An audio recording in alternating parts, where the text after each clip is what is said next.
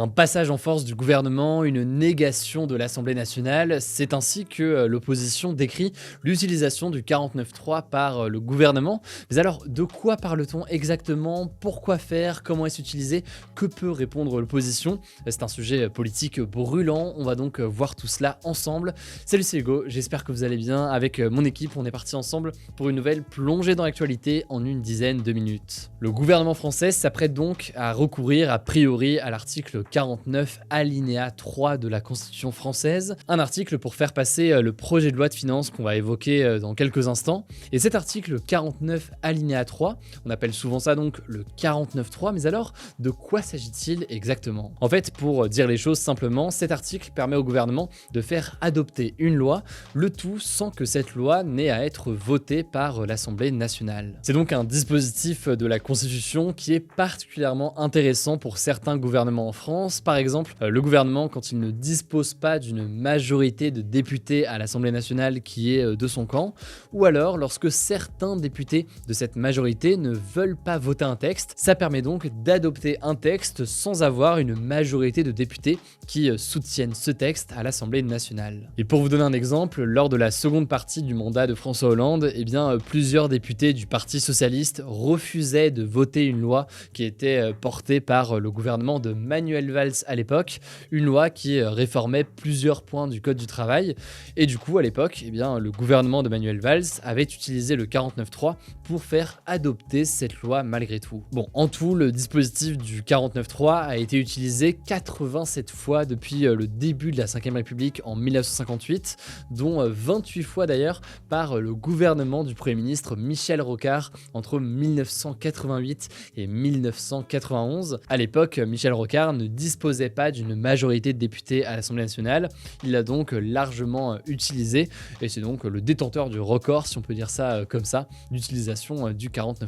Mais alors pourquoi est-ce qu'on en parle aujourd'hui et pourquoi est-ce qu'on va autant en entendre parler dans les prochaines semaines? Eh bien parce que la première ministre Elisabeth Borne a déclaré dimanche sur TF1 que le gouvernement serait sans doute amené à recourir au 49.3 dans les prochains jours, justement pour faire adopter son projet de loi de finances. Alors le projet de loi de finances, ce texte en fait c'est pas véritablement une loi, en fait c'est un texte qui est débattu chaque année quoi qu'il arrive et qui fixe le budget de l'État pour l'année à venir, donc quel secteur a quel budget pour l'année qui vient.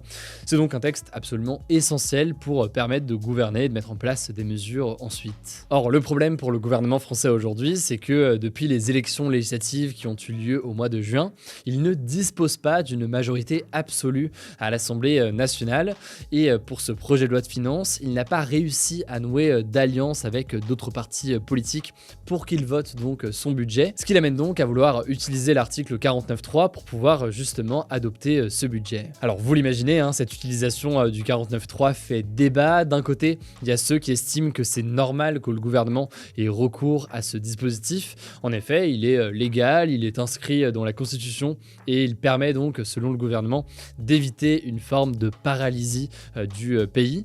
Et d'ailleurs, à ce propos, même l'ancien président François Hollande, qui l'a donc utilisé, on l'a compris, avec son gouvernement à l'époque, a par exemple déclaré sur France 3 que selon lui, le débat avait été assez long à l'Assemblée nationale et que donc, à un moment donné, il faut que le budget soit voté. Et de l'autre côté, au contraire, vous l'imaginez, certains jugent que cet emploi du 49.3 est une manière pour le gouvernement de contourner tout simplement les débats et de ne pas prendre en compte justement au sein de l'Assemblée nationale les amendements et donc les propositions de modification de ce budget. Ils estiment donc qu'il faudrait plutôt avoir un vrai débat à l'Assemblée nationale et faire en sorte que le budget reflète finalement la tendance et les éventuels consensus qui peuvent être faits à l'Assemblée nationale. Plus largement, au-delà d'ailleurs de ce budget-là, ils craignent que le gouvernement d'Elisabeth Borne ait recours trop souvent à ce dispositif et donc finalement que le rôle de l'Assemblée nationale ne soit plus très clair ou plus très important dans le cadre d'un gouvernement qui aurait recours aussi souvent à l'article 49.3. Alors une fois qu'on a dit tout ça, il existe tout de même une option pour les partis politiques d'opposition pour contrer une loi qui serait adoptée par le 49.3. En effet, pour contrer un 49.3, l'opposition peut adopter ce que l'on appelle une motion de censure dans les 24 heures qui suivent le déclenchement du 49.3. Concrètement, comment ça se passe? Eh bien, si plus de la moitié des députés votent pour la motion de censure, eh bien, la loi en question liée au 49.3 n'est pas adoptée, mais surtout, eh bien, le gouvernement est renversé. Mais le truc, c'est que souvent, eh bien, ces motions de censure ne sont pas votées par tous les partis d'opposition, et ce, en raison notamment d'une menace en retour, celle d'une dissolution de l'Assemblée nationale.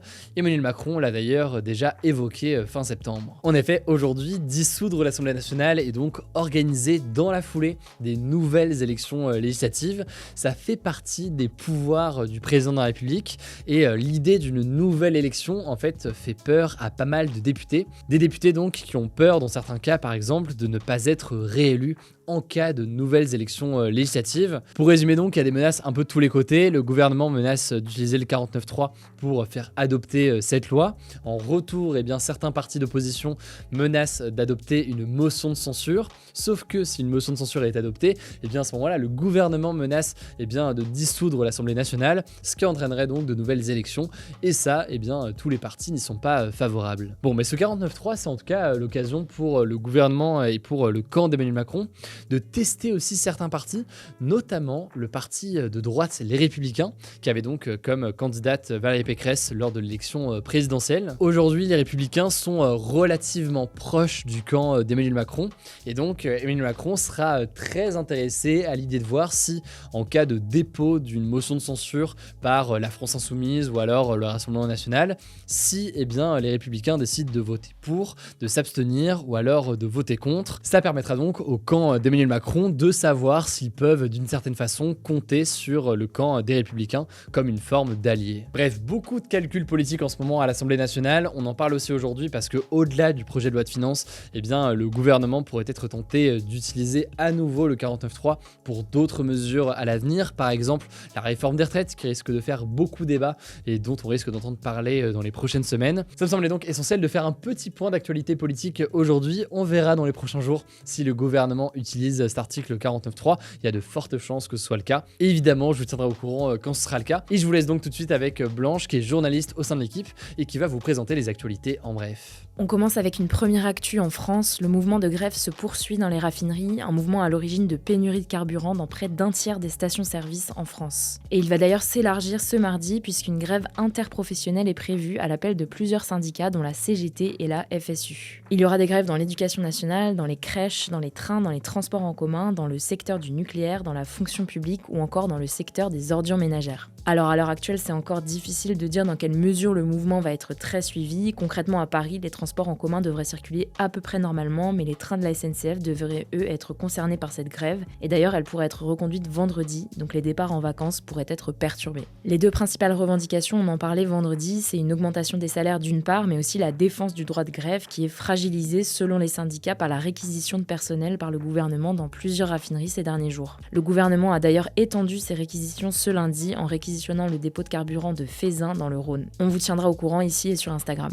Deuxième actu, toujours en France, les partis politiques de gauche ont organisé ce dimanche à Paris une marche contre la vie chère et l'inaction climatique à laquelle ont participé plusieurs ONG et syndicats. Elle a rassemblé 140 000 personnes selon les organisateurs et 30 000 selon la police. Il y avait 5 revendications principales, la retraite à 60 ans, des augmentations de salaire, un blocage des prix, une taxation des super profits et une allocation d'autonomie de 1 100 € pour les jeunes. En tout cas, le leader de la France Insoumise, Jean-Luc Mélenchon, qui était présent à cette marche, a appelé à suivre le mouvement de grève générale ce mardi, on en reparlera. Troisième actu, la France va former jusqu'à 2000 soldats ukrainiens sur le sol français, a annoncé ce dimanche le ministre des Armées Sébastien Lecornu. Le but notamment, c'est de leur apprendre à se servir des nouvelles armes livrées par la France suite aux annonces d'Emmanuel Macron la semaine dernière, par exemple des systèmes de défense contre les missiles appelés Crotale ou encore des lance-roquettes. C'est marquant car c'est la première fois que des soldats ukrainiens vont être formés en France, en tout cas ça a déjà eu lieu dans d'autres pays comme au Royaume-Uni par exemple. D'ailleurs à propos de l'Ukraine, une autre actu, plusieurs pays dont le Kazakhstan, l'Égypte, la Serbie et plus récemment la Chine ont demandé à leurs citoyens de quitter l'Ukraine dans un contexte où les bombardements de la Russie s'intensifient dans le pays. Selon certains experts, c'est pas vraiment rassurant car ce sont des pays qui ont gardé un lien avec la Russie, en tout cas on vous tiendra au courant. Quatrième actu, je voulais revenir sur un triste événement qui a eu lieu à Paris. Une jeune fille de 12 ans, Lola, a été retrouvée morte dans une malle dans le 19e arrondissement ce vendredi. Mais alors qu'est-ce qui s'est passé exactement ? Eh bien une enquête est toujours en cours.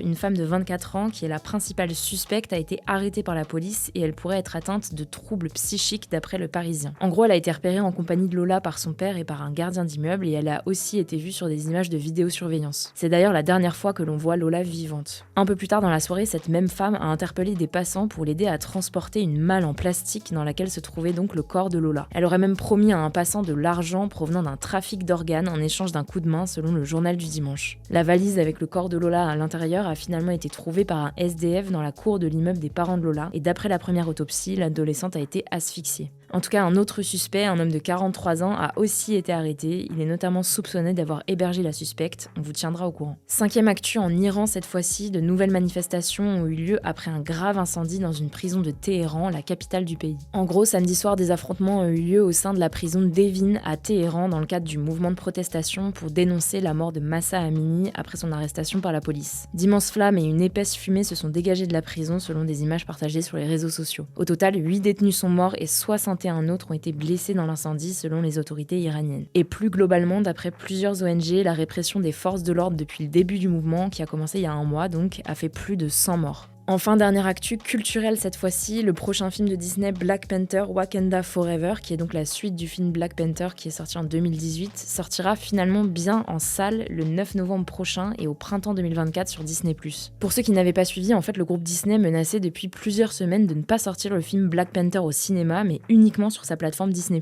La raison, c'est que Disney considère que la règle de la chronologie des médias en France, qui impose qu'un film qui sort au cinéma soit disponible sur les plateformes 17 mois plus tard, n'est pas adaptée à la consommation actuelle des spectateurs. Finalement, Disney a donc décidé de se plier à la règle tout en précisant que les autorités avaient reconnu qu'il fallait effectivement moderniser la chronologie des médias et qu'un calendrier précis avait été arrêté. Alors on sait pas exactement ce qu'il en est pour l'instant, en tout cas on vous tiendra au courant. Écoutez, voilà donc pour cette nouvelle plongée de l'actualité en une dizaine de minutes. N'hésitez pas à vous abonner, je ne sais pas si c'est pas encore le cas, pour ne pas louper les vidéos suivantes.